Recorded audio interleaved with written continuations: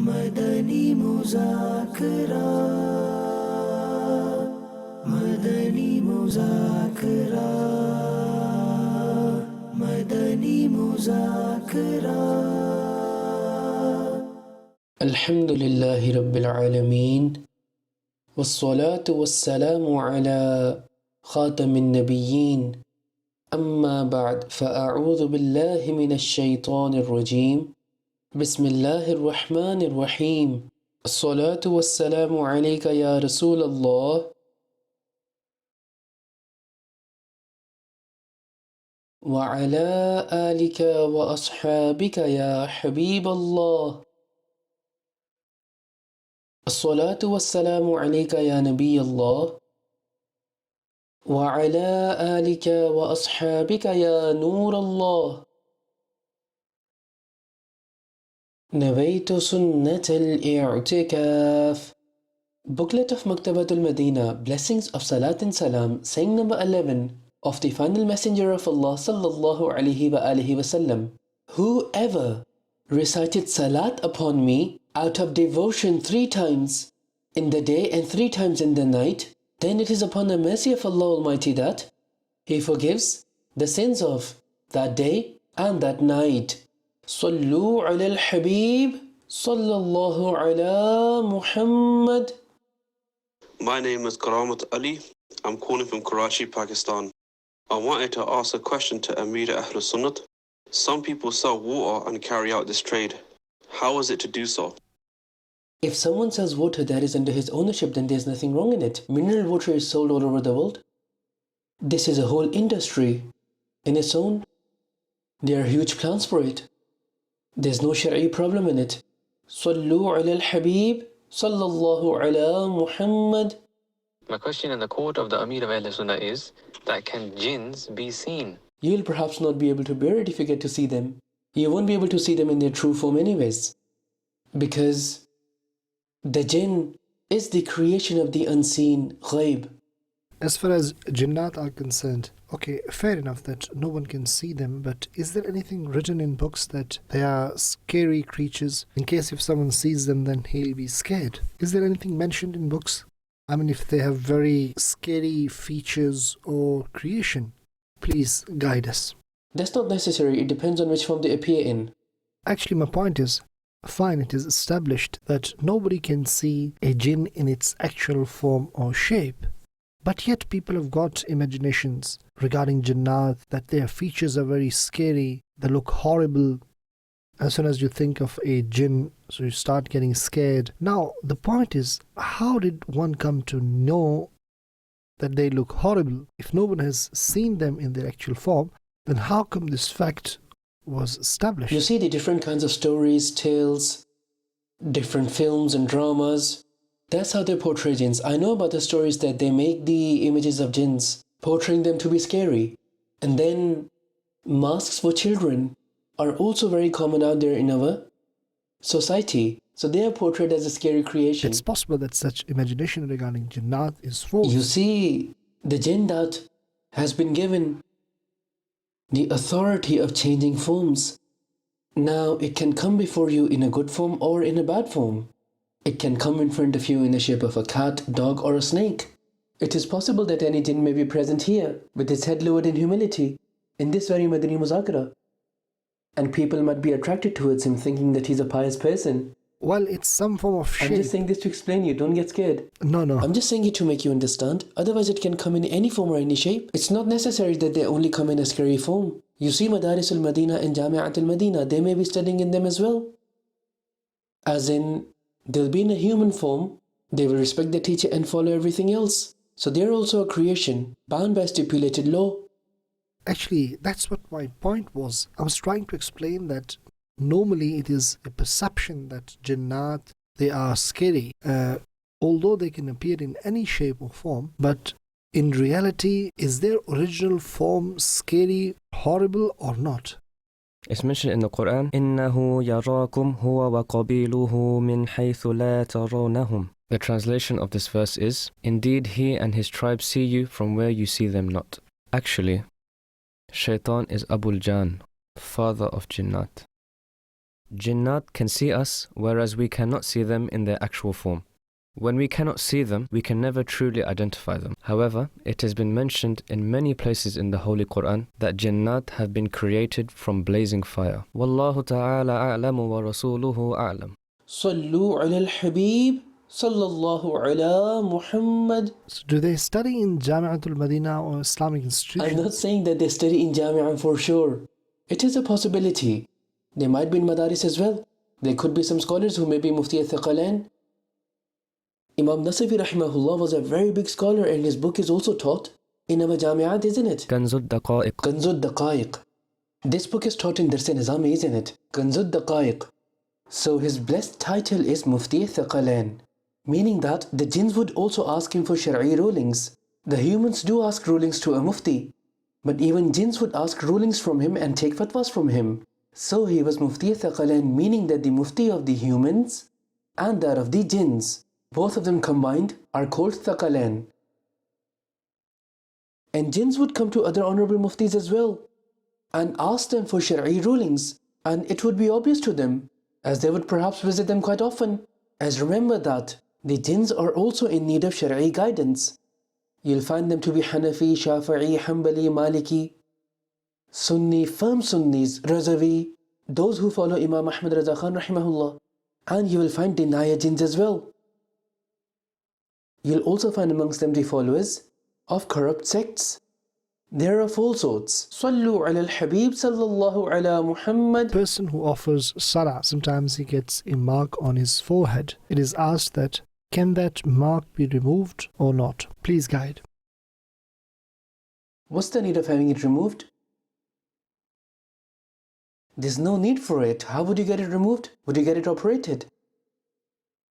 Then it will leave a wound mark.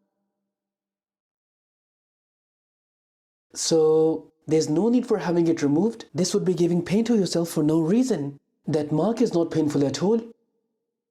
Why do you want to have it done? There must be a reason behind it. If someone says that he's doing so to avoid showing off, then would he stop offering salah in the masjid too? Otherwise people will say that he's a slaughtering person. Will he not perform Hajj either, as people will find out that he's going to perform Hajj? Now, you can't drag ostentation, showing off into every single thing. It's not like that.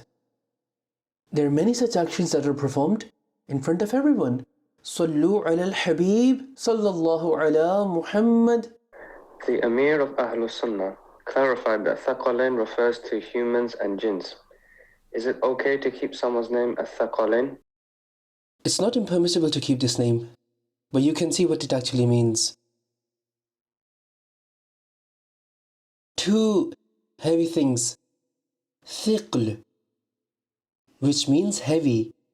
So it means two heavy things. Thaqalain. For names, what we encourage is that, like the blessed name of the Holy Prophet sallallahu alaihi wasallam, Muhammad, Ahmad, their virtues mentioned for them in a hadith, as in whoever keeps the name Muhammad or Ahmad out of love and respect of the blessed name, then the parents and the child both will get its blessings. They are glad tidings of forgiveness for both the individuals. Such text is found in a hadith. So keep such names, and to call them, keep a name that is associated to the noble elders, like the honorable Sahaba or the honorable prophets. Or keep a name of any such attribute of the beloved Prophet sallallahu alaihi wasallam that can be kept. What people do is that they look for unique and new names, whereas there are numerous names of the honorable Sahaba that are unique. No one knows about them. They're totally unique. Similarly, one should keep names on the names of the honorable Prophets ﷺ or the blessed awliya rahimahumullah to attain blessings. But people in our society tend to keep the names of their children on the name of any famous actor. They're quite strange people. All they're looking for is some kind of fame or something. You won't believe that we've come across such kind of cases as well in this world, that certain people committed robbery or committed a murder only so that the police catches them, there'll be a case against them, their picture will be a newspaper, and they'll become famous. There are some insane people like this. Nevertheless, people follow this trend as well to keep names. So one should keep such a name through which blessings of the personality can be attained. So I have not read anywhere or heard that any Wali of Allah, i.e. noble elder, was ever named as Thaqalain. However, if someone keeps this name, then we will not say that he is sinful or he's kept a bad name. We can't say that. It's just a useless name. Maybe just because Thaqalain is a beautiful word, that's why they keep this as a name as well. In its place, Hasanain is also beautiful. And indeed, it truly is beautiful. So Alhamdulillah, the devotees of the Ahlul Bayt and the devotees of the Sahaba also keep the name Hasanain. Sibtain is also kept. Yes, you were saying something. Why Prophet ﷺ is known as Imam al-Thaqalain? Sayyidu Thaqalain, meaning the leader, the chief. The Holy Prophet ﷺ is the leader of humans and jinns. Like we just spoke about Mufti Thaqalain a short while ago, Imam Nasfi rahimahullah. So when you also become such a Mufti, then you'll also be called Mufti Thaqalain, and it will be a great title for you. We received one question: in case if one person from a family enters into Jannah, will all the family members will go to Jannah? Not necessarily. There are numerous Sahaba alayhim ridwan whose parents did not embrace faith, did not embrace Islam. They won't enter paradise. The one who dies upon disbelief will never come out of the hellfire, no matter which rank of paradise his son may be appointed at. So remember this. All the household will be upon their own deeds. The son of Sayyiduna Nuh alayhi salam was a disbeliever. Sayyiduna Lut alayhi salam, his wife, and one wife of Sayyiduna Nuh alayhi salam were also disbelievers.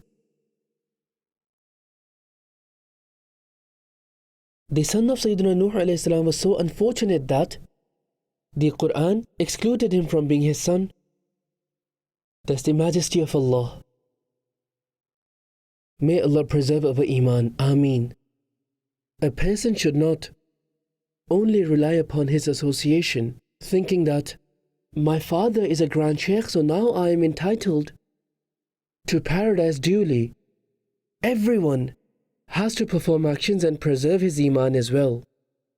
We are to fear Allah Almighty all the time and remain fearful of His hidden decree. Sallu ala al-Habib sallallahu ala Muhammad. Someone has asked a question: if everything has been predestined and written in one's destiny, then how can one's prayer, dua, can change his fate or destiny? There's qaza mu'allaq and qaza mubram, and it is qaza mu'allaq, which changes by dua. Ad-du'a yaruddu al-qada, meaning that dua changes destiny. The example of mu'allaq is, let's say, if Zaid crosses the road, then he will face a car accident. And if he does not cross the road, then he will not face the accident. Now, whether Zaid will cross the road or not, Allah Almighty knows everything. This is a scenario of mu'allaq, the example I just gave you. Now, let's say if Zaid made dua before leaving, and then he left his house after making dua. Now, on the way, it was his plan to cross the road. And had he crossed the road, he would have faced and suffered a car accident. But now he made a dua. You would come across some people who do not wait for Imam's dua after they finish their salah. They are in a rush to leave, and some people leave after making dua. So Zaid made dua, and then he left. Now he did have the mindset and intention of crossing the road as he had to go to the other side. But coincidentally, or you can say that his dua was accepted. Although he did not directly pray for this, but because of du'as, calamities are alleviated. So, by the virtue of the blessings of that dua, instead of crossing the road, Zaid used another way to go, thinking that, although this way will be longer, however, walking is good for health. So thinking this, he turned into the side road. No one noticed anything, and he was saved from the accident. This was an example that I could think of. Regarding taqdeer mu'allaq, generally speaking, we are very lazy in making dua. We should never be lazy in making dua. We consider acceptability of dua only in case we receive exactly what we asked for. We just want it straight away, exactly what we asked for.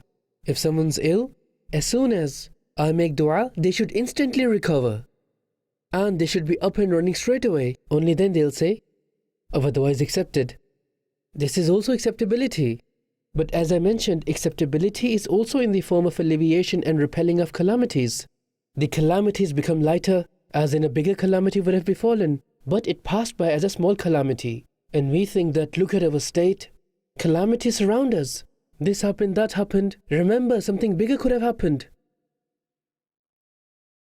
And people are like, I wanted to recover and got fever instead. Well, you should be happy that you got fever. It was perhaps in place of COVID. And you just got fever. If you had not made dua, you would have had COVID. We just don't know. It is possible that because of us making dua continuously and not being lazy in it, COVID may disappear.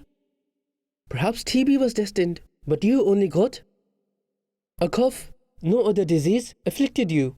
Let's say you got a severe flu and you think to yourself that I made duas for recovery, but now I've got a severe flu and non-stop sneezes. It's possible that you were about to get TB of lungs, but by the virtue of making dua, you only got afflicted with flu and a few sneezes, which is not a bad deal. Otherwise, ask a TB patient what pain and stress he faces and goes through. So we should always keep asking and making dua in the court of Allah Almighty. We should never rush and be hasty, as in we should receive whatever we ask for right now. Making dua is worship itself. A person should implore, beseech and humble himself. All these are acts of reward, provided that it's not to show off to people, and it is with sincerity. Ad-du'a mukhul ibadah. Dua is the core of worship. Sallu ala al-habib, sallallahu ala Muhammad. My question in the quote of the Amir of Ahl Sunnah is that if someone's father is in his last moments and facing death throes, and he himself, the son, is abroad, so should he come to see his father for the last time or to serve him a little? Or is it okay for him to remain busy in earning his livelihood abroad or to carry on seeing his business instead of coming home to see his father? Please guide us in this regard. Allah. Who will be such stone-hearted son, whose father is passing away but money is more beloved to him? Well, there would perhaps be such sons as well. It is obvious that no one will like such a useless son, who is running after the wealth and luxuries of this world, abandoning his dying father. Astaghfirullah. The son should come to his father immediately at any cost, adopting any permissible way or source, even if it is at the expense of missing on your job, employment or business. You should serve your father.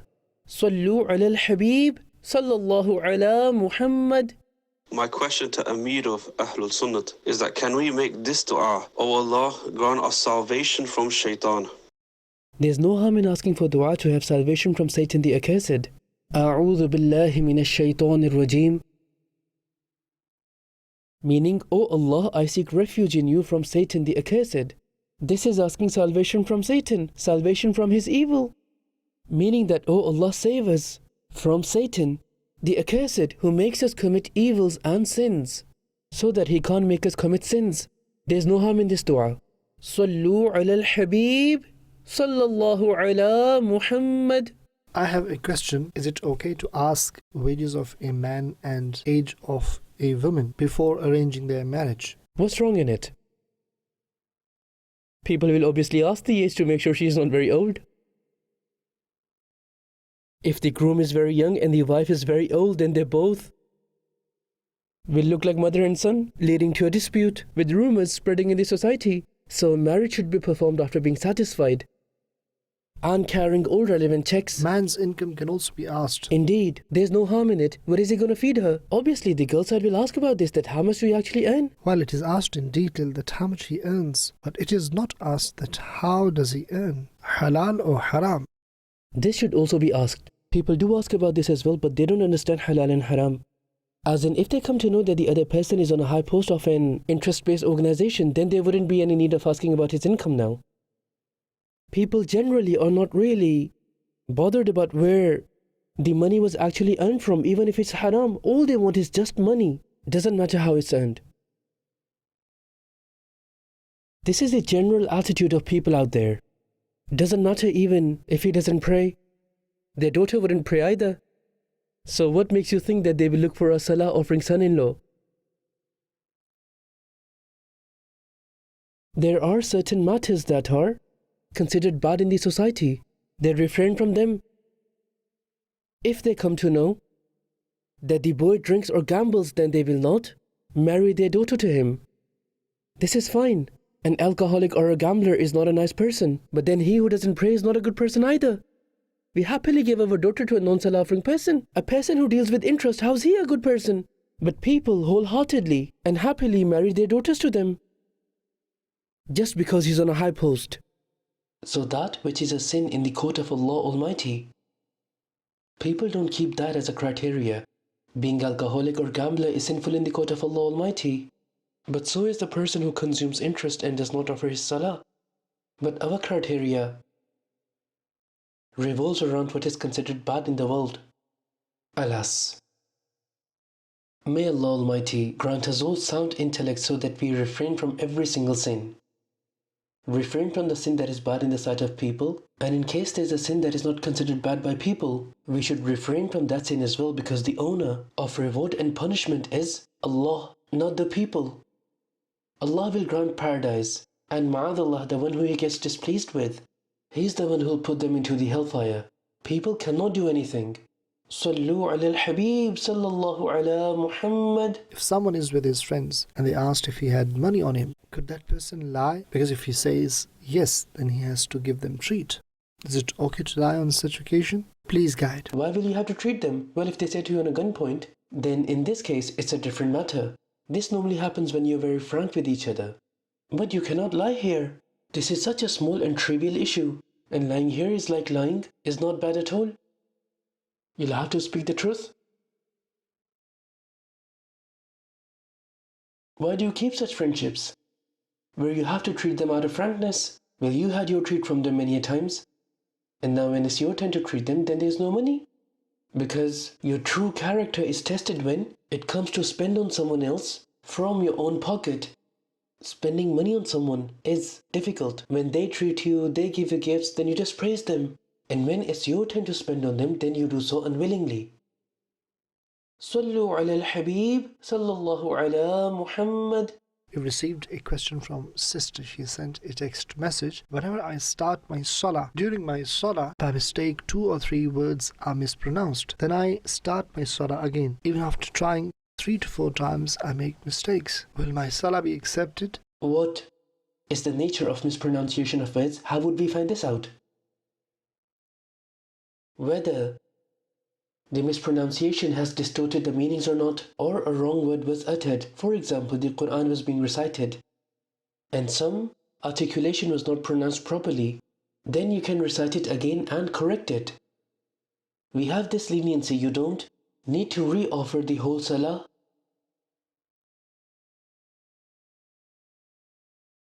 May Allah Almighty make it easy. Salah for Islamic sisters. This is a book of Maktabatul Madina. Islamic sisters should read this book. It could perhaps lead to resolving their issue. Sallu ala al-Habib sallallahu ala Muhammad. My question in the court of the Amir of Ahlul Sunnah is that how is it to hang such Quran in cars? It's ta'weez size Quran. It does look a bit odd. And then the car goes fast and it also jumps on a speed breaker. And this ta'weez size Quran would hit and swing here and there, etc. This doesn't seem appropriate. Similarly, you would have seen that people hung written Ayatul Kursi after having it plastered coated. This too doesn't seem very appropriate to me either. And then the driver of the car wouldn't be in the state of wudu all day long either. Then different people would sit in the car and they would also touch it. Now if the verse of the Quran is written to touch it without being in the state of wudu is a sin. It's very difficult to stay safe. Its reverence cannot be observed. People at times hang a tasbih for purification. This is fine, this is okay. So one needs to be mindful that by doing so, there will not be any element of disrespect or any doubts in the heart. So if the Quran is hung like this in the car, then it would give some doubtful feelings in the heart. It doesn't seem right. refraining from it seems to be a better approach. Preserve the Quran in your heart. Now, Quran is preserved in the heart of a Hafiz. So one should try to preserve it in the heart. One should recite it and place it at an elevated place of respect.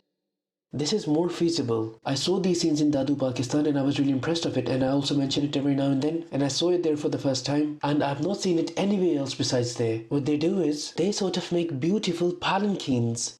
They decorate it, and then they would place the Holy Quran in it after covering it in a beautiful covering or a case. The devotees of the Prophet of Dadu, Sindh, Pakistan, I really love the way how they show respect to the Quran.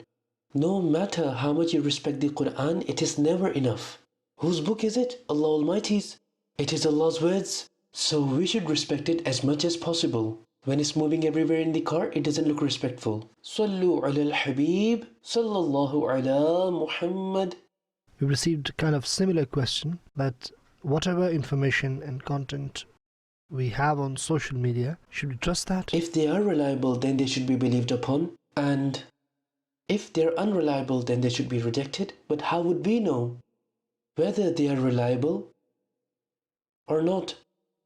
Alhamdulillah, social media of Dawat Islami provides us purposeful, authentic and reliable Islamic content. So you can confidently share those videos or posts which are posted and shared on Dawat Islami's social media accounts. They are authentic, reliable, and religious posts. You can forward them and share them.